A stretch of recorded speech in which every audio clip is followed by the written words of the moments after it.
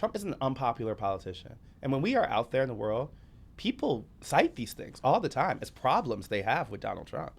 And even in the last several years. But they forgive him. In the last several years, I don't think a vote for him is always a forgiveness, right? I think that's why I go back to the system. The last couple years, they were wrestling with the fact that they didn't like either of their options. We were not just here, we were hearing both sides as bad, right? Like, and so people were working through and expressing their dislike of Donald Trump, but they were also wrestling with their dislike of the status quo and blaming the Democratic Party for that.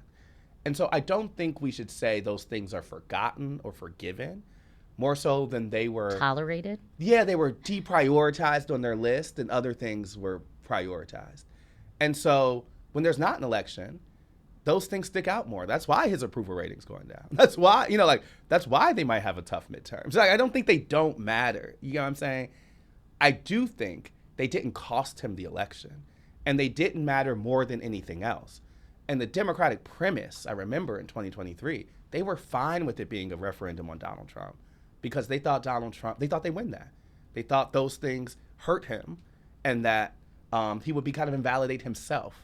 And I'm like, that was the bad assumption. Right. Well, if grab him by the you-know-what didn't hurt him. I think we should have some examples to tell us those were bad assumptions. Like, that's why I was thinking, like, are you sure about that? Because we have a lot of things that have already happened. If January 6th can't cost you a Republican nomination, like, that's something else, happening.